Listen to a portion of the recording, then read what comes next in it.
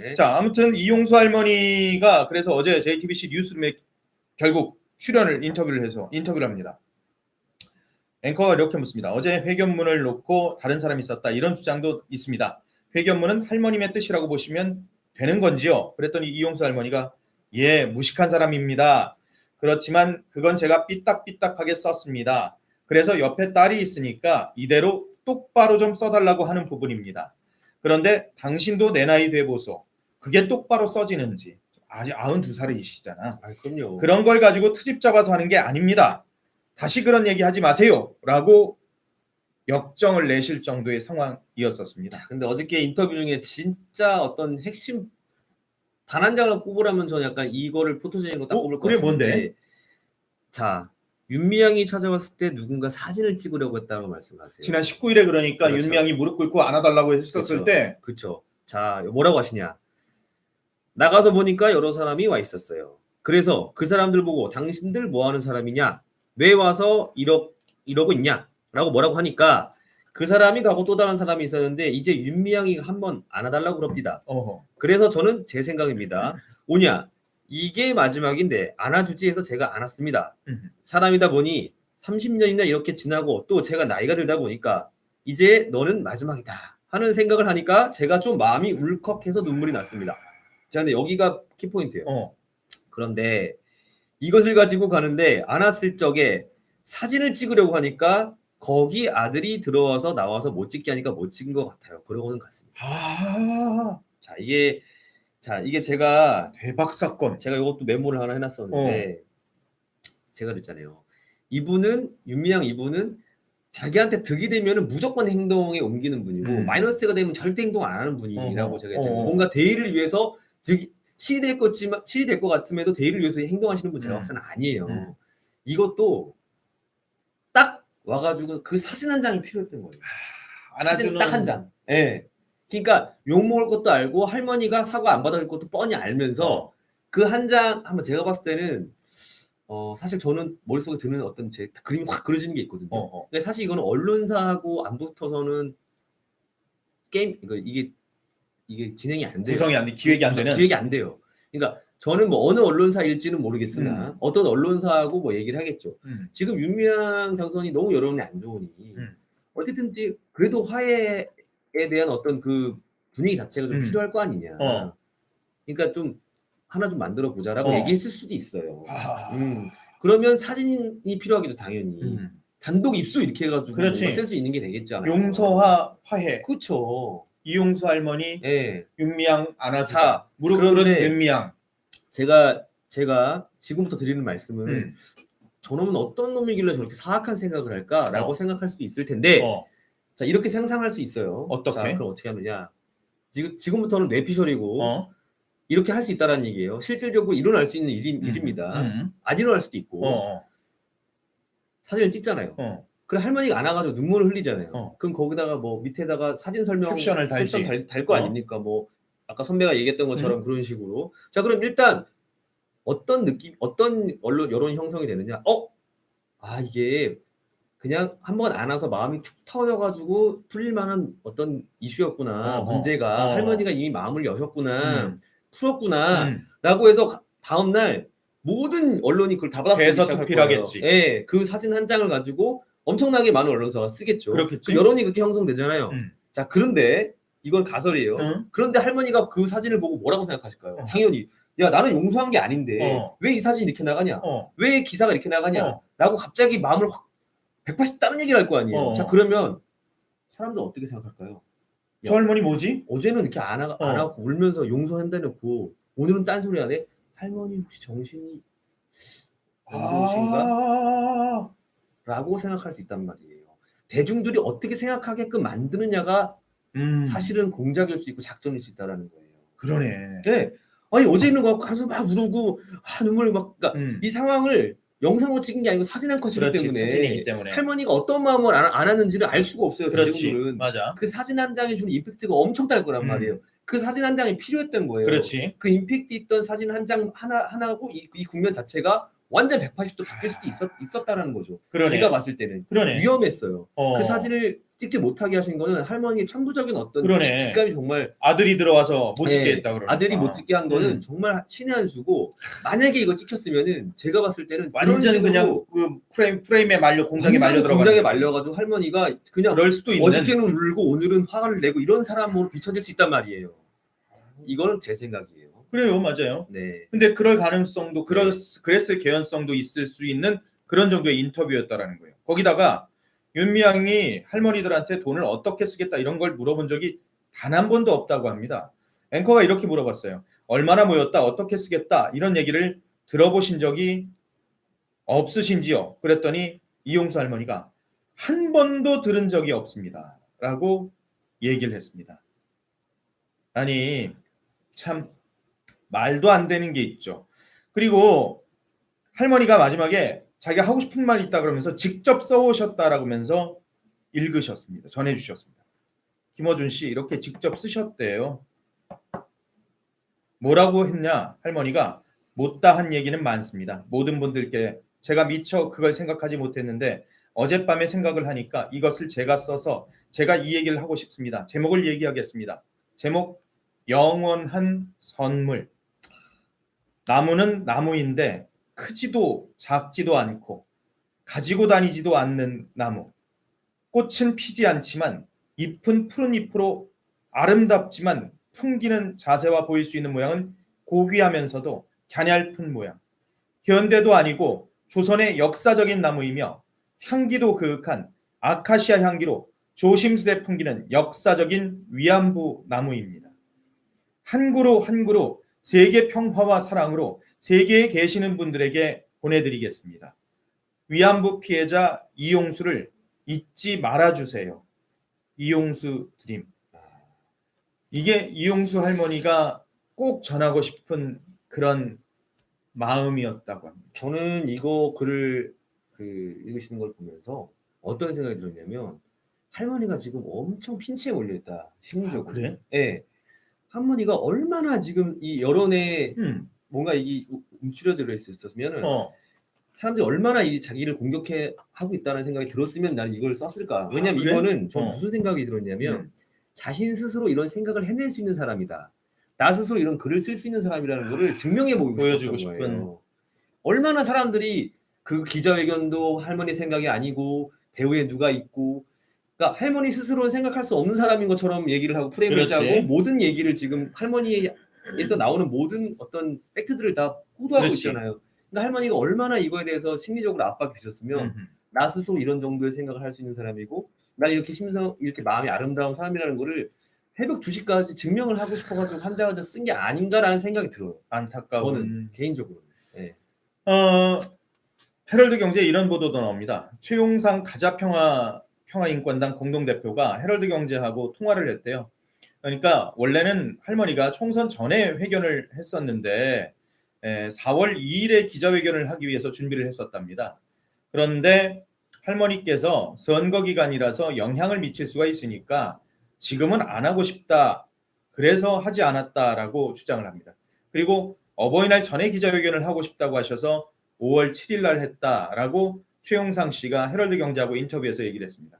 이게 만약 맞다면 할머니는 이게 정파적인 정치적인 논란에 휩싸이고 싶어 하지 않았다라는 겁니다.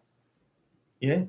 지금 오거돈 논란하고는 완전 차원 자체가 다른 거죠.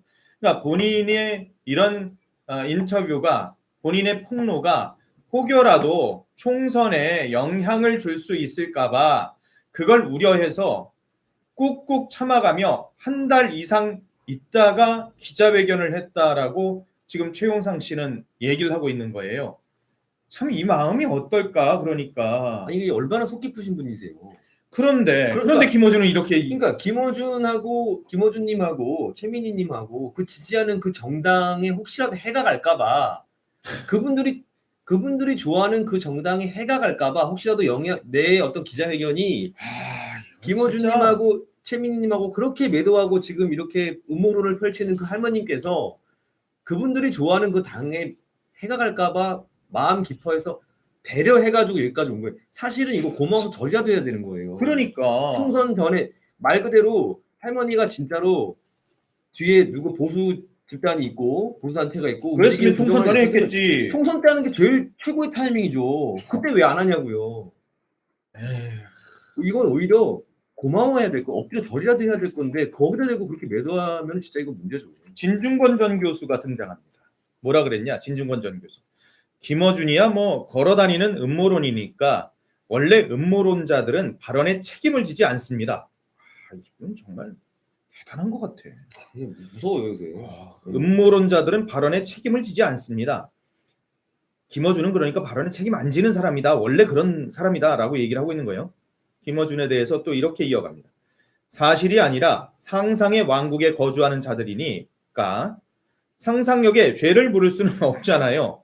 그저 그 황당한 판타지를 진지하게 믿어주는 바보들이 안 됐지. 방송사에서도 진실보다 중요한 것은 돈, 청취율 아니겠어요? 그냥 멍청한 이들을 위한 판타지물, 일종의 삼류 문화 콘텐츠라 보시면 됩니다. 그런데 그거 질리지도 않나? 뻔한 내용, 소재만 바꿔 끝없이 우려먹는데 냄새가 난다. 킁킁 냄새 좋아하니? 방송 그만두고 인천공항에서 마약 탐지견으로 근무하면 참 좋겠어요. 네 참. 음모론 소재 삼을 게 따로 있지. 이런 문제까지. 진중권 교수. 야, 김옥숙님이 또 응원의 슈퍼챗을 보내주셨네요. 망고스팅님도 보내. 망고스팅님이 김어준 최민희가 인간인가요? 님자 붙이지 마세요. 저희가 또 한 번 더 보셨네요. 이범호님이 또 네, 응원의 그래서 슈퍼챗을 보내주셨습니다. 저희가 아무리 그래도 사실은 이렇게 막 심한 얘기를 못 해요, 사실. 에휴, 이게 네. 인간인 건데 기본적인 그렇죠. 인간의 본성인데 네. 그래서 이 진중권 교수가 얘기하지 않습니까? 네. 김어준이야 뭐 걸어다니는 음모론이니까 원래 음모론자들은 발언에 책임을 지지 않습니다. 네, 참 그런데 황당한 판타지를 진지하게 믿어주는 바보들이 안 됐지. 참 이건 참 우리가 현실을 좀 냉정하게 봐야 돼요. 이게 참 이 우리 국민들 가운데 상당수도 여기에 현혹돼서 넘어가고 있고, 그런데 참 너무 안타까워. 그런데 이분은 해안이 있는 게 진중권 교수가 이런 얘기를 했지 않습니까?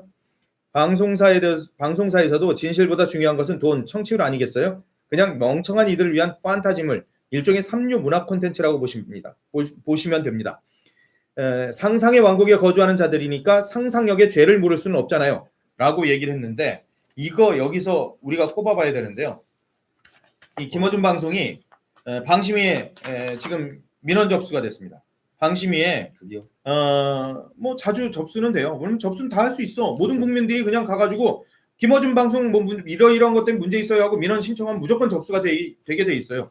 저는 뭐 엄청나게 당하고 있어요. 엄청나게 당하고 있어요. 예.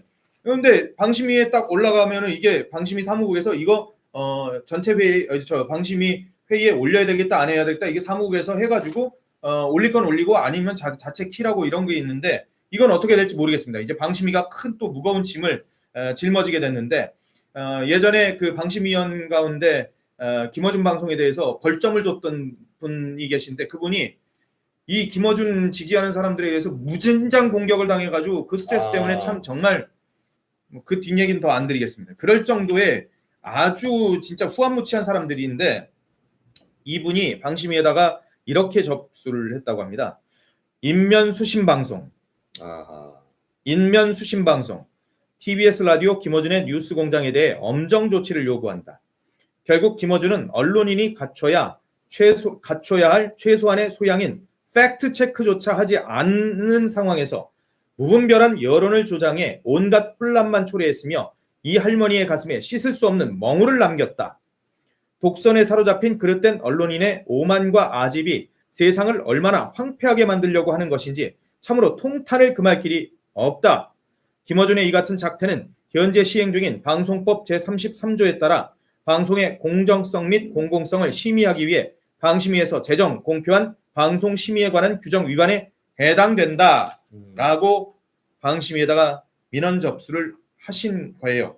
과연 방심위는 이걸 안건으로 올릴 것인지 그리고 과연 제재할 것인지. 그런데 상상력의 죄를 물을 수는 없다라는 진중권 교수의 핑계를 방심이가 될 수도 있습니다. 그건 뭐 그의 상상이니까 그걸 어떻게 제재하겠습니까? 의견 제시 이런 정도 나올 수 있겠지. 예. 그렇죠. 김상철님, 김어준 북 가서 여기처럼 뭐지? 음모론하면 바로 아우지 아닌가. 언론의 자유를 저런 식으로 쓰다니 에휴라고 하셨네요. 그러니까요. 김상철님 맞아요.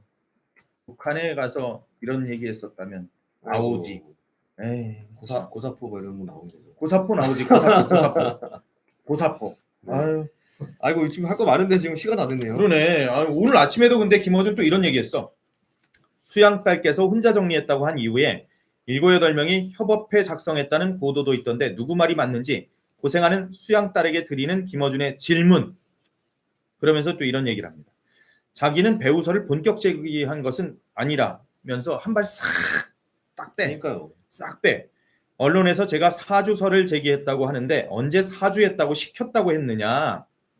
이 할머니가 당연히 결정하셨고 오케이 하셨겠지만 정보가 있을 것 아닌가. 왜곡된 정보에 누군가 관여한 게 아닌가 하는 것이다. 야 이게 배우설 아니야? 아니고 그리고 정보가 있을 거 아니고 왜곡된 정보라고 왜 그러니까 이 왜곡된 정보란 이 단어 자체가 문제인 거예요. 왜 정보를 왜곡했다 그래요? 최민희 얘기 잠깐 하고 가야 되겠다. 그러니까 최민희 전 의원 배가 고프다고 했는데 윤명이 돈이 없다고 했다라고 말씀하셨잖아요.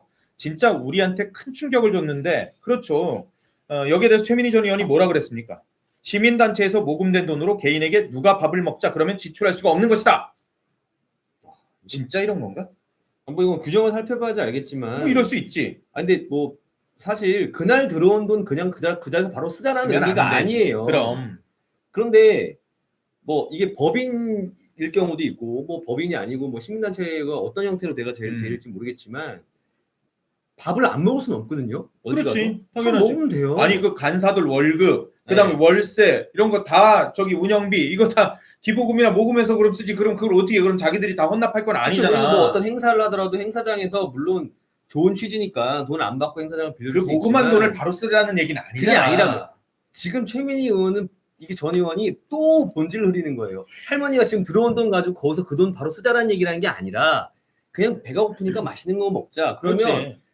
사실 법인을 갖고 운영해 보신 분도 아시고 뭐 어떤 단체를 운영해 보신 분도 아시겠지만 어떤 진행비나 현장 진행비가 다 있어요. 그럼. 그거 가지고 밥 먹자는 얘기예요. 그렇지. 그리고 영수증 처리하고 이거는 현장에 어떤 현장에서 몇 시부터 몇 시까지 우리가 행사를 했기 때문에 그럼. 그 사이에서 배고픈 뭐 우리가 밥을 먹기 위해서 아니면 차비를 위해서 아니면 어떤 행사장을 대여하기 위해서 다 쓰고 영수증 처리하면 되는 거예요. 그렇지. 할머니가 원했던 건 그냥 배가 고프니까 맛있는 거 좀 먹자. 왜냐면 그렇지. 오늘 내 앞에서 그 내가 수치스럽게 네. 막 이런 게 농구 경기장에서 했고 그리고 그래도 모금이 좀 됐으니까 그냥 할머니 마음에서는 단순하게 그래 오늘 먹자. 좀 배고프니까 좀 맛있는 거 좀 사도 그 말 한마디예요. 그거를 가지고 무슨 돈 없어 할머니. 규정을 모르는 사람인 것처럼 해가지고 할머니가 잘 모르시겠지만 규정상 그날 들어온 돈은 쓸 수 없어라고 누가 설명을 하는 거예요.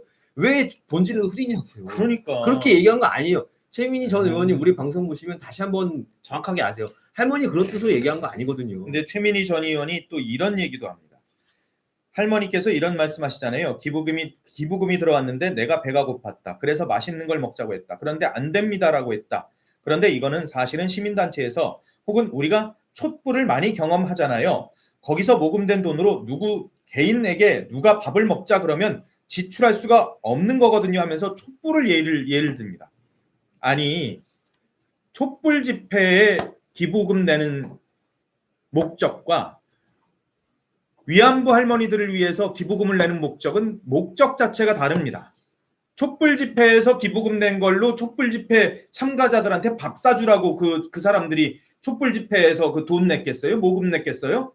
촛불 집회에 내 대의에 대해서 정말 그들이 외치는 거에 대해서 내가 정말 동조하고 그리고 고생하는 그 집회를 독려하고 그리고 그 집회를 주최하고 이런 사람들에게 운영비라도 좀 보태줘 볼까? 이런 마음으로 돈을 모금을 하는 거지. 그것과 거기에서 그리고 우리끼리 그 촛불 집회 참가자들한테 밥 사주자고 그 돈 냈겠습니까? 그 사람들이? 전혀 아니거든요. 그것과 할머니들을 위해서 할머니들한테 저분들 정말 너무 정말 우리나라의 뼈아픈 대한민국의 뼈아픈 아픔을 당하셨고 그리고 지금 생활이 안 좋으니까 저분들을 위해서 써주십시오 라고 기부하고 모금하는 것과 이게 어떻게 똑같이 이걸 비교를 합니까? 어떻게? 그러니까 본질을 자꾸 이렇게 흔드시니까 사실 이렇게 본질 흔들 때는요 그냥 아예 그대로 안 다루면 되거든요. 그냥 그런 건 말고 그런 소리 하고 말고 그냥 얘기 안 하면 되는데 오늘 같은 경우에는 좀 저희가 사실 이거 보고 굉장히 불쾌하고 그럼 좀 화가 났어요. 할머니의 진짜 그 순수한 아까 그 할머니가 시 같은 거 쓰셨잖아요. 맞아. 그냥 그런 되게 순수한 마음을 가지고 계신 분이 배고프다고 맛있는 거 먹자고 하면 한마디 가지고 규정 모르는 할머니처럼 만들어 버리고 심지어 그런 규정은 밥을 먹을 수가 있는데도 불구하고 그러니까 이게 참 이게 어려운 거죠. 최민희 전 의원이 이렇게 또 글을 올려놨어요. 저의 발언 왜곡 마세요. 저는 이용수 할머니 납득 안 된다 하지 않았어요. 윤미향님 국회의원 되는데 대한 할머니의 거부감이 납득 안 된다. 이 할머니가 젊었다면 국회의원 하심 좋았을 테고 위안부 문제 해결에 도움됐을 거다라고 말했습니다. 라고 글을 올려놓고 아이고 시간이 다 됐어. 시간은 탁현민 얘기도 해야 되는데 탁현민이 복귀를 하면서 아마 남북 관계에 대한 속도는 급격히 속도를 낼 겁니다. 지금 이미 밑밥을 깔아놓고 있습니다. 통일부 장관부터 해가지고 오이사 조치 해제라든가 아니면 개성공단 그리고 금강산 관광 남북 병역과 관련해서 아마 엄청난 이벤트들이 이제 벌어질 겁니다. 모든 이제 초점은 남북 문제를 맞춰서 탁현민을 중심으로 해서 이벤트를 이제 다시 또 하기 시작할 겁니다. 국민들을 그쪽으로 계속해서 관심들을 모아갈 그럴 상황이에요. 그게 바로 저는 개인적으로는 전 그렇게 생각하는데 탁현민을 비판의 대상이 될 수밖에 없는 상황인데 지금 특히 여성 인권 문제가 주로 다뤘던 정의연 그리고 윤미향 이 문제가 불거지고 있는 와중에 과거에 여성 인식의 문제, 이 뭐 중학교 때 무슨 뭐 저기 여중생 한 명 가지고 뭐 집단 뭐 이걸 했다고 막 자기가 책에다 어디다 썼다며. 그래서 그 책이 솔직히 전해드리지 못하겠어요. 오히려 확대 재생산하는 것 같아갖고 너무 더러운 표현들이 나오고 그런 상황 어떻게 보면 지금 상황이 더 비판을 많이 받을 수 있는 상황이잖아. 여성단체들도 지금 다 숨지고 있고 지금 다른 시민단체도 좀 숨지고 있는데 지금 정의연 문제 때문에 근데 여기에다가 지금 분란되다가 그냥 휘발유 붓는 격이지. 그런데도 왜 탁현민을 했느냐? 일단은 177석에 대한 자신감. 어차피 국민은 우리 편이야. 그냥 내가 하면 다 돼. 이거에 대한 오만함과 함께 그리고 목적은 바로 북한 문제, 남북 문제에 대한 거대한 빅피처를 지금 그리고 있는 거. 잘 되면 좋죠. 잘 되면 좋은데 글쎄요. 지금까지의 상황으로 본다면 결국은 또 다 퍼받아 주다가 그냥 뺨따기 한 대 탁 한 대가 아니지. 뭐 이번엔 뭐 또 삶은 대가리가 되겠죠. 그럴 수도 있겠지. 아무튼 탁현민이 다시 검은 그림자는 곧 기자회견을 하신다니까. 네, 아무튼 뭐 오늘도 긴 시간 했네. 30분만 하기로 했는데. 내가 지금 약간 분량 조절 실패하고 있는데 죄송합니다. 좀 컴팩트하게 점점 이렇게 줄여가도록 하겠습니다. 네. 시간을 좀 줄여서 이제 컴팩트하게 해보도록 하겠습니다. 인사를 드려야지. 내일 오전 11시에도 다시 찾아뵙는 거지. 네. 내일 오전님. 구독 꼭 네. 눌러주십시오. 구독 꾹 좋아요 꾹 알림 콕. 구독자 어제 몇 명 늘었니 원영아? 줄었어? 10명 정도 늘었습니다. 네, 지금 구독자 아닐 수 있어요. 뭐 그래? 왜냐하면 뭐 우리가 다뤄줬으면 하는 이슈도 있었는데 그래? 뭐 저희가 일단 그걸 지켜보고 있다고 얘기해서 그래? 아무튼 그래도 구독을- 재밌게 봐주세요. 예. 구독도 많이 눌러주시고 예, 섣부로 네. 방송은 내일도 계속해서 이어집니다. 내일 다시 찾아뵙겠습니다. 엄녕. 안녕. 엄녕. 네, 감사합니다.